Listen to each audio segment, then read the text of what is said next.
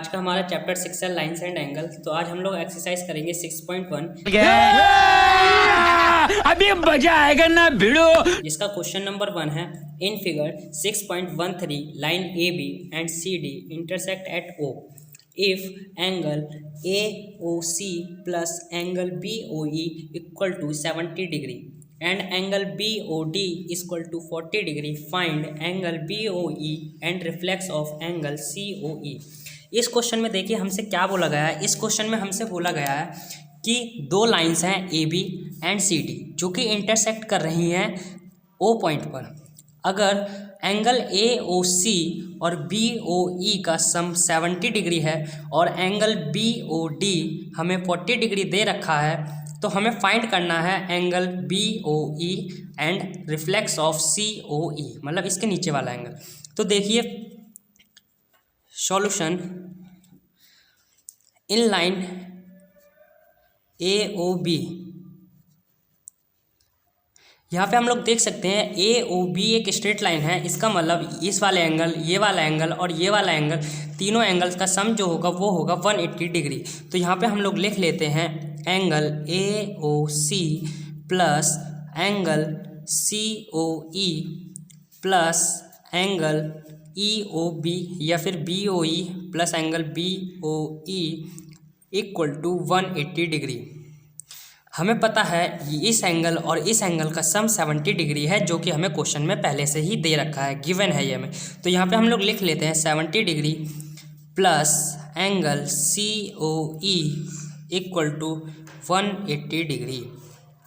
यहाँ से angle COE की वैल्यू फाइंड करने के लिए हम लोग 70 को 180 में से माइनस कर देंगे। तो यहाँ से हमारे पास एंगल COE की वैल्यू आ जाएगी 180 डिग्री माइनस 70 डिग्री।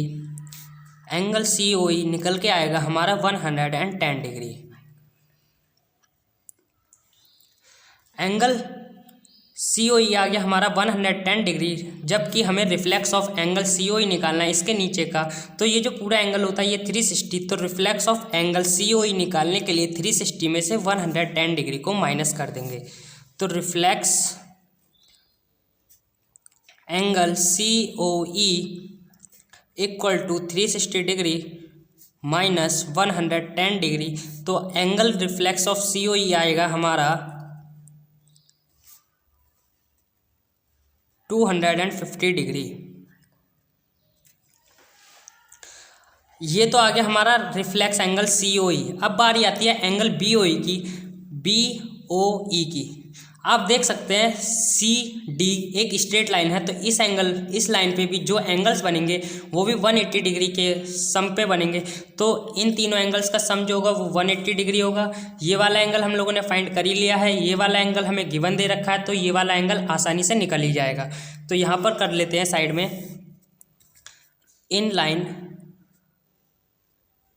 CD, तो यहाँ पे लिख लेते हैं angle COE plus angle EOB plus angle BOD plus angle BOD is equal to 180 degree.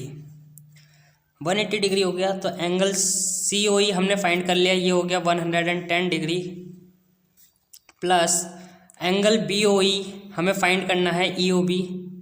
तो यहाँ पे लिख लेते हैं एंगल EOB प्लस BOD हमें क्वेश्चन में गिवन है 40 डिग्री, तो यहाँ पे लिख लेते हैं इसे 40 degree is equal to 180 degree. इन दोनों को प्लस कर लेते हैं, angle EOB plus 150 degree equal to 180 degree. तो एंगल EOB की वैल्यू निकालने के लिए इसे 180 में से माइनस कर देंगे, तो ये आ जाएगा हमारा 30 डिग्री इक्वल टू 30 डिग्री। तो एंगल EOB या फिर BOE कुछ भी बोल लीजिए, तो ये आ जाएगा हमारा 30 डिग्री। आई होप ये क्वेश्चन आपको समझ में आया होगा। समझ में कैसे नहीं आएगा,